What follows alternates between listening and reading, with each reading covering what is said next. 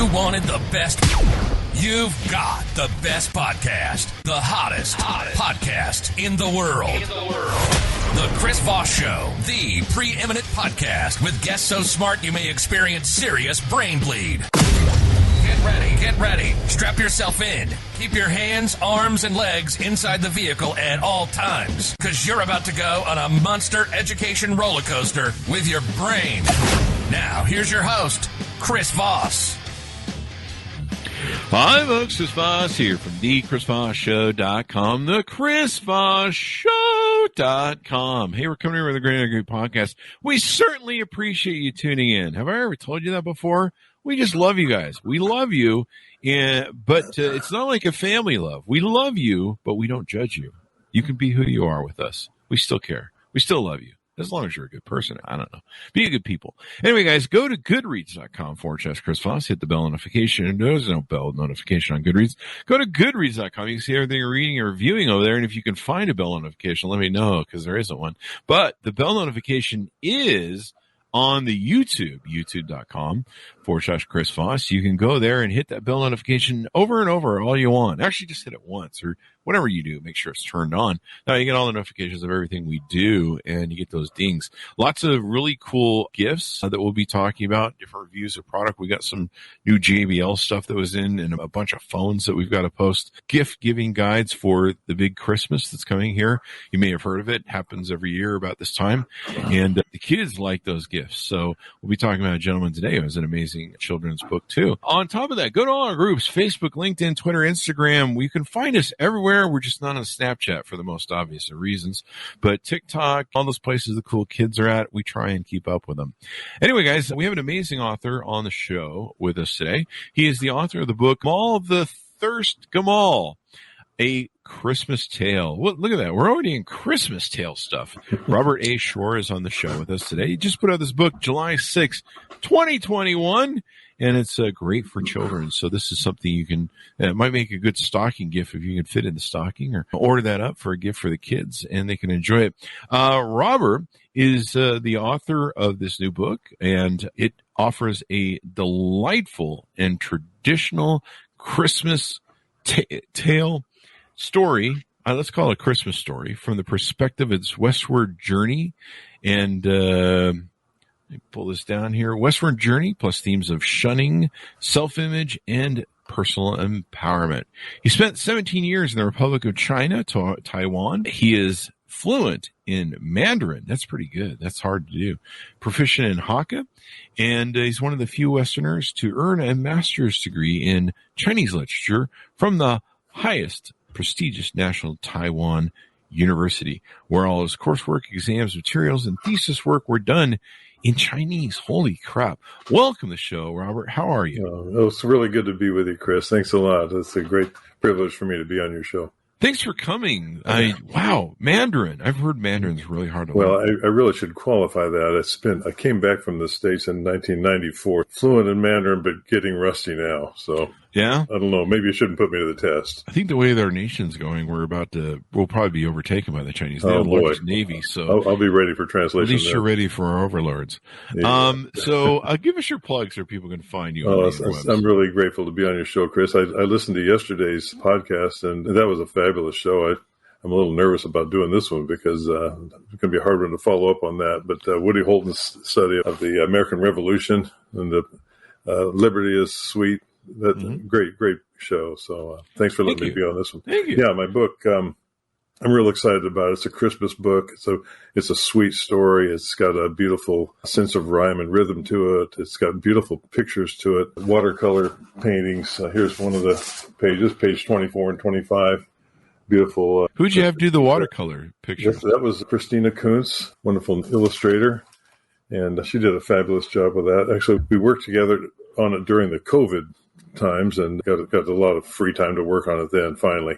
So nice. I was pretty busy until then. But it's a delightful story, yes, taken from the perspective of going westward from the east. The Christmas story in the Bible, for example, takes place in Bethlehem, and everybody arrives at the scene, but not much consideration for what was the journey like, going westward, following a star and following a light and that kind of thing. It's been fun to include that in the story. But it's wow. It's a children's story. It's a little trinket for kids, is what it is. I hope they find it delightful. There you go. Nice Christmas stories. That's what we're always looking for and stuff. Did you give us your .coms where people can maybe find you or get to know you better on the internet? Yeah, you can find me. I'm on Facebook, Amal the Thirsty Gamal. That's a Gamal. And that's just the Middle Eastern word for camel. But so Facebook, you can find me by just searching that, Amal the Thirsty Gamal. And also Instagram, same thing.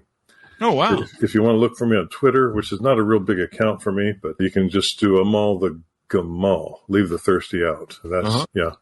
And I have a webpage called The Morning. It's just www.themorningfrigate.com. It's a literary webpage, and I write things on there, translate Chinese poems and that kind of thing, and discuss literary topics. And that's, there is no frigate like a book, as Emily Dickinson said. So I'm playing on that beautiful poem she wrote. Oh, yeah. Reach me on that. The book is available on Amazon and also through the publisher Mascot Press. You can get it at Barnes & Nobles. Out here in Southern California where I am, they're in over quite a few dozen Barnes & Noble stores, but you may have to call your store and order it if it's not out here in the West Coast. But also available through any independent bookstore. I've got students over in Taiwan that got my book through the Bokalai bookstore. They had a few copies on hand, and now they're just ordering it now. But that's the way bookstores do it these days. They don't get a big inventory unless you're famous. Yeah, it's interesting how the whole thing's working, especially with the, what do they call them, the distribution channels. Like every time I order a bunch of my books to sign, it takes 2 or 3 weeks to get them. I'm like, wow. Yeah. It's crazy. So what made you want to write this book? What motivated you? Let's see. I've got a little spiel I usually tell the kids in answer to that question. You mind if I share that with you? Well, yeah. Spiel away. And I tell kids, I tell them that just sheer compassion, Chris, is what motivated me to write the book. And that's because I'm actually convinced that my little character, Amal, the Thirsty Gamal, is the saddest, most downtrodden, rejected, belittled creature in the entire animal kingdom. And I know that sounds a little bit overblown, perhaps, but bear with me a few minutes and think this through with me, and I think you're going to agree. First of all, we have camels at large. They themselves are terribly lowly and humble things as far as the animal kingdom is concerned. Yeah, I'm talking about the entire species. Are they not belittled by all the others? Think about it. A hump. Lions have manes, and tigers have a roar, and eagles have wings, and elephants have hoses, and kangaroos have pouches, and turtles have houses, and even the firefly has a charming lantern that lights his way in the dark of night. But let a camel walk by, and every animal in the kingdom is bound to shake his head and go like, dude, what is that? Well, it's a hump. Okay, what's it for? What's the point of it? He doesn't know. Does it have a purpose? He doesn't know. He can't explain it. It was there when he got here. And so whenever the rest of the animals come by, that hump is a source of embarrassment for every single camel, not just my little camel. And that's why they have such stern, anxious-looking faces. I suppose you've noticed that. But hold on, we're not quite done yet. In the midst of this sad, humble, belittled group, very much like another breed of creatures I know, there is belittling and shaming going on. Are you ready for this?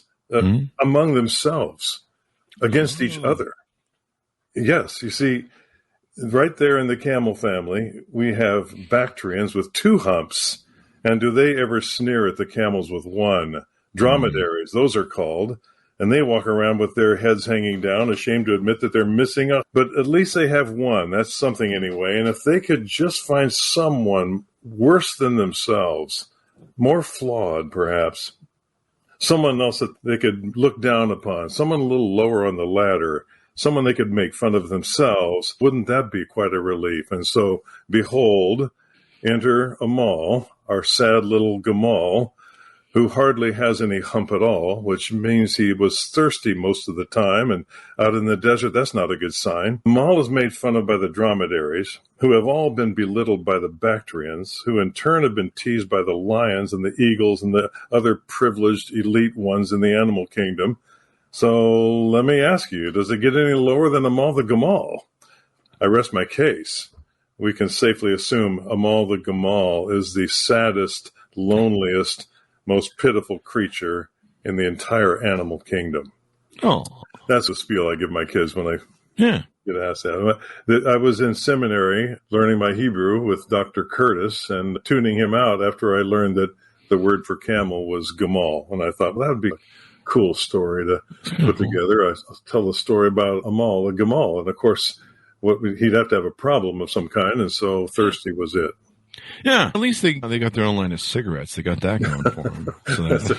Sorry, I had to put that joke in there. Yeah. You couldn't leave that out. But they got good sponsorships. I don't know. Maybe that's why they are depressed. They're smoking. They need to quit. Yeah, that's right. That's always bad for you. Don't do that, kids. Yeah, I can't do that. Yeah, thankfully, we just have parents that watch this show. Otherwise, YouTube's going to have it out with me on that one. So let's get into some of the details of the show, or details of the book, I should say. What are some of your readers, the little readers, going to learn from the book? What do you think? There's going to be there's lessons to learn in here, evidently. Yeah, there's going to be different levels of that. Little readers are going to learn to enjoy rhyme and rhythm. And the rhyming and rhythm of the book is a lot of fun. They're going to enjoy watercolors, too.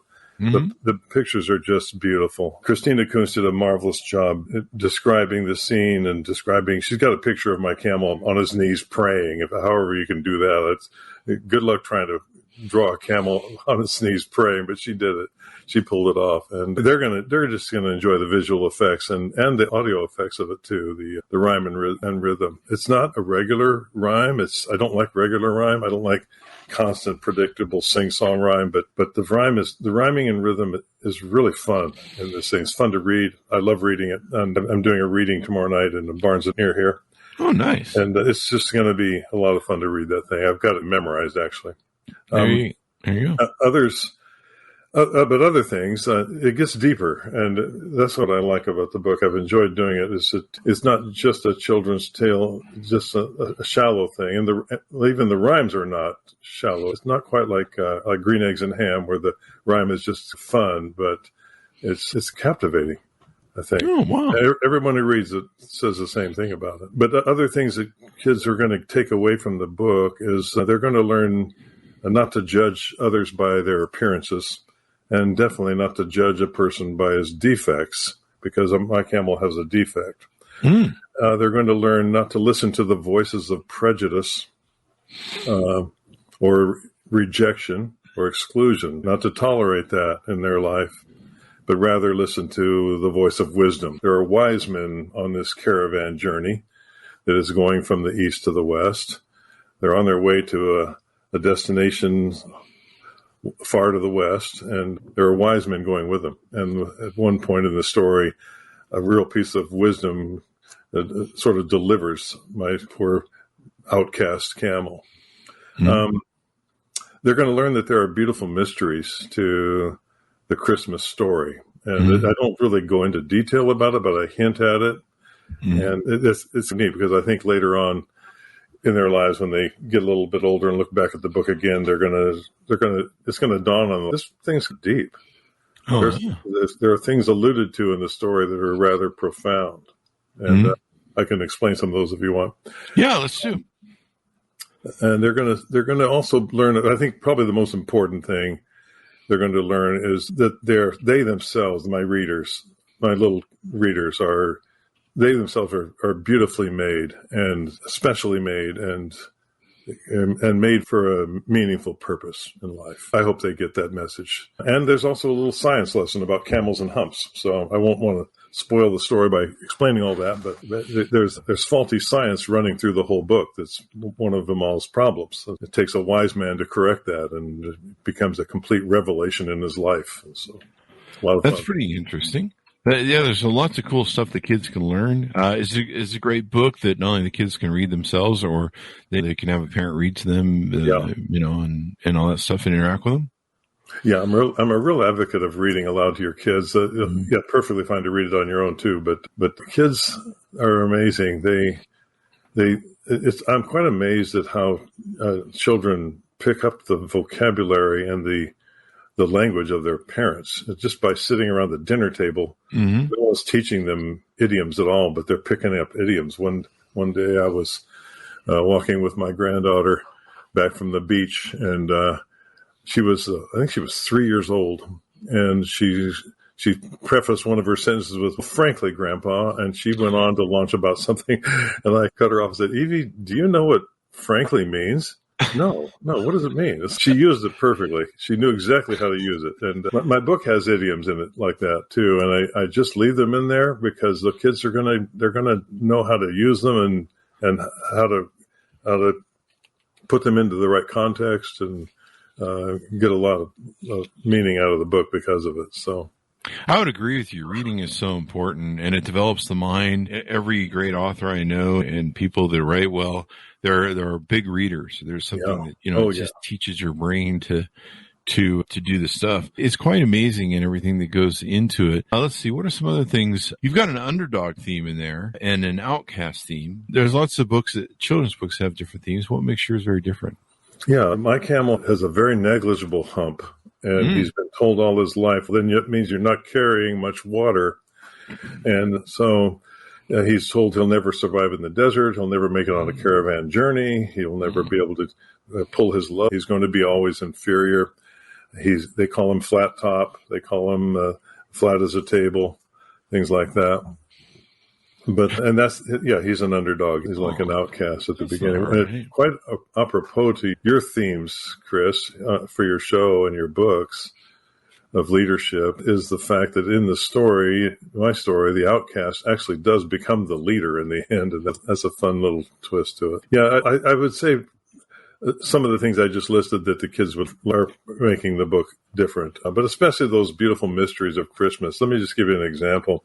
During one of the nights on the journey westward, as the caravan and the wise men and the merchants are lounging at rest, an exotic old traveler comes in from the west and says, "A king has been born in a manger of hay. It's a strange way to come, if you ask my opinion, with no palace or splendor or signs of dominion. But that's what they say, a manger of hay." And one of the wise men said to wise men, "Wouldn't this journey get stranger the further we go?" Yeah, it is strange. It's a strange story. Christmas stories, he's born in a cattle stall. Jesus was born in a cattle stall and laid in a hay rick. A manger is just a box of hay. That's all it is. Oh, wow. But there's a mystery to that. And the book of Isaiah actually mentions that manger in there and in reference to the fact that man sometimes doesn't even rise to the level of the beasts of the field who know where their manger comes from and know who their creator is and things like that. Another reference is the gifts of the wise men. One merchant speaks up and says, "Aren't your gifts strange, if you don't mind my saying? Do you really consider them fit for a king? Oh, the gold, of course, is perfectly fine, but incense and myrrh, I can only presume, are bound to wind up in some temple or tomb. What precisely did you have in mind?" Those are mysterious. Myrrh is a very interesting substance, and myrrh becomes an issue in the story. Mm-hmm. But the word myrrh comes from the Hebrew, which means bitter, and it is a bitter perfume. It's an intense, astringent perfume. It's actually a medicinal substance, but the most intriguing thing about it is always used for embalming. It has something to do with the tomb, and of course, the tomb and the Messiah are tied together in the scriptures. There's hints in the book about these mysterious things that who gives embalming fluids to a baby as a gift, right? So, that's creepy. I never really even knew that. I learned a lot just now. Yeah, the word marach is a Hebrew word for bitterness, and mur is the word for myrrh. Yeah, so I think that was the name of one of my ex-wives. But there are things kind of prophetic going on in the story, but I don't really get into it much. I just touch upon it and toss it out there and let them mull it over. That's pretty darn cool.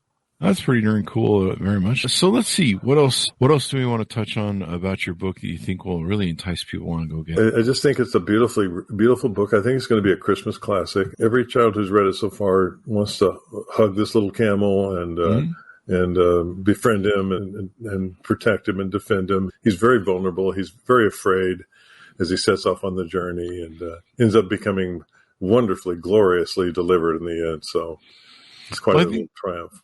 I think there's a lot of, sometimes as a child, you feel that way because, number one, everyone's taller and bigger than you. So you feel, and you're like, these people scare me, which, describes my childhood clearly. But you feel downtrodden. You're trying to find your place in the world. You're trying to find your footing. Who am I and why am I here and what the hell's going on? If you're experiencing the program of life for the first time, you're just like, this is a bit daunting. Yeah, there's an element going on in the book that all kids face. They're so preoccupied with their appearance, and it's a big issue with kids these days. They get teased about their appearance, they get teased about their bodies, and every parent and every adult wants to take their little ones and sit them down and say, "Listen, don't listen to this. Don't listen to these wrong voices. They're the kids you hear at school, or the snide things you hear at your upperclassmen at school. Just you're beautifully made. You're especially created, and you have a purpose too. And we long to impart to them a good, positive message about who they are. And all the world just seems to be shouting condemnation and criticism at them so often. That's really sad. So I'm glad the book gets to address that issue a little bit. That's pretty good. It's interesting. A lot of the books that you read as a child really shape you. Like I can still remember a lot of the books that shaped me, or I don't know if they shaped me, but they gave me comfort. Where the Wild Things Are. Oh, that's a great book. Yeah. The Dr. Seuss books were cool. What are some of the Rabbits of Nim or something? There was the Tolkien books, of course, were popular, but something of Nim. I don't remember what it was, but it was basically a rabbit community that was interesting. Watership Down, I think, was another rabbit book. What the hell was with the rabbits and me growing up? We actually bred and had rabbits. That was the thing to do. So I don't know, maybe that's why I was into rabbits, but they were popular books that we had there. Yeah. But yeah, those are the books that, like, I can read. I've probably read a billion books in my life, but yeah, those are the books I remember. Yeah. So very important to us.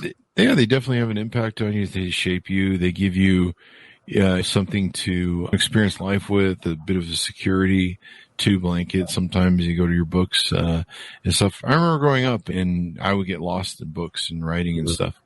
And stories are such an important thing for kids to learn. Anything more you want to plug on your book or talk about? I just want to encourage everybody. There's a plush toy that goes with it. Really? Also available on Amazon, and it's a really cute plush toy. We had a really good time getting that ordered and brought into the equation. Cool. It's a real cute little. I should have sent you a picture of that. I have a picture of it before me. Yeah, that's really cute. Yeah, he's got a canteen. He wears a canteen. There's a point in the story where maybe I'll read that to you. Sure. That little portion about the canteen, and he looks real beleaguered. Hasn't quite been delivered yet, so that's a lot of fun. And my grandson hugs the plush toy every night when he goes to bed, and wants to have the story read to him. So I feel ripped off. I didn't get a plush toy with Where the Wild Things Are. Well, I'll send you one, Chris. Okay, I'll send you one of those. Right. I think that's really cool. I wasn't I'd seen it here on Amazon, and it said frequently bought together, and so it presented that to me, and I just made the assumption that was some sort of algorithm from Amazon, just like they found a camel. They're like, hey, I'm glad they did that. Yeah, that's pretty cool. Yeah, that's nice of them to do it. So. Yeah, I'm like, so now I know what the camel is. But yeah, it's a cute camel. It's a little sad. Yeah, I actually wanted to bundle the two. This publishing business is not easy to do. Oh yeah, it's crazy.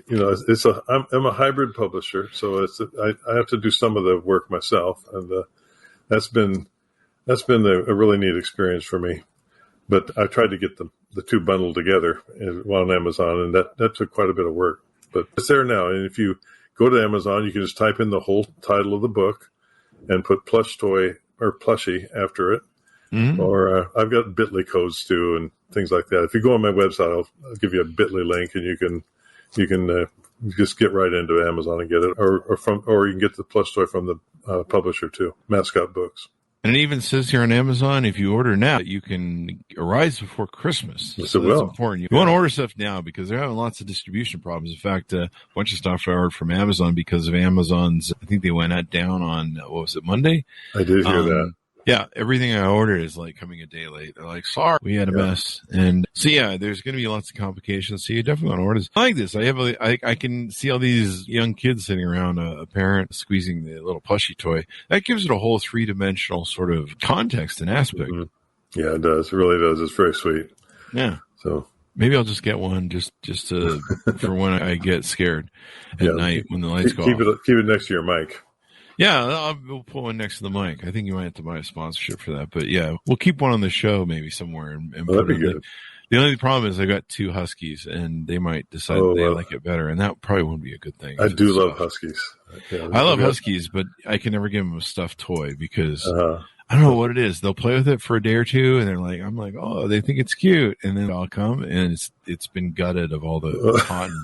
That's what huskies are supposed to do. Yeah, and I'm like, you just killed your favorite toy, you moron. It's horrible. Yeah, they're just being themselves.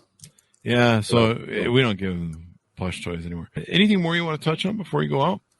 I think we're good on that. Cool. I think it's pretty much it's just a children's book, but it's so order up the book. It's delightful.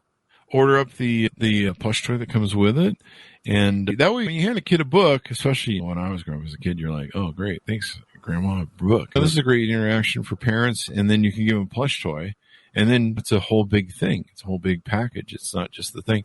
And they'll probably, you know how kids are. They always want you to read everything over and over again. That's how they master things. It's going to be a Christmas tradition for a lot of people. There you go, guys. Order up the book. So it was wonderful to have you on, Robert. Give us your plugs one more time where people can find you on the interwebs. Okay, the book is Amal the Thirsty Gamal, and it's Gamal. It's the substitute word for camel, and it's available on Amazon. If you type in the search window, just type that whole name in there, Amal the Thirsty Gamal. You'll find it that way. I don't know if they have a simpler connection yet or not, but it's also available on Barnes & Noble on their online ordering, or you can get it in the stores now. Independent stores everywhere will have it. It's through Ingram Books. And Ingram distributes them, so that's almost all the independent bookstores in America getting their books through Ingram, and Ingram's distributing my book too. So that's awesome. Hope you enjoy it. There you go, guys. Thanks for being on the show, Robert. We certainly thank you for letting me be here. Wonderful. Thanks for coming. And let's see, order this baby up, guys. What a great thing. It's not just a book. It's there's a plush toy, and you can set a new Christmas tradition. Read to your kids. Give them stuff to read. We need a smarter generation. It really expands their mind and gives them tales of life, great stories, or the real fabric of life. Amal the Thirsty Gamal. A Christmas Tale. You can order that up wherever fine books are sold. Go to goodreads.com/Chris Voss. You can see everything we're reading and reviewing. Also go to youtube.com/Chris Voss. See the video version of this. Also go to all of our groups on Facebook, LinkedIn, Twitter, Instagram, and all those great places out there. Thanks for tuning in, folks, and we'll see you guys next time.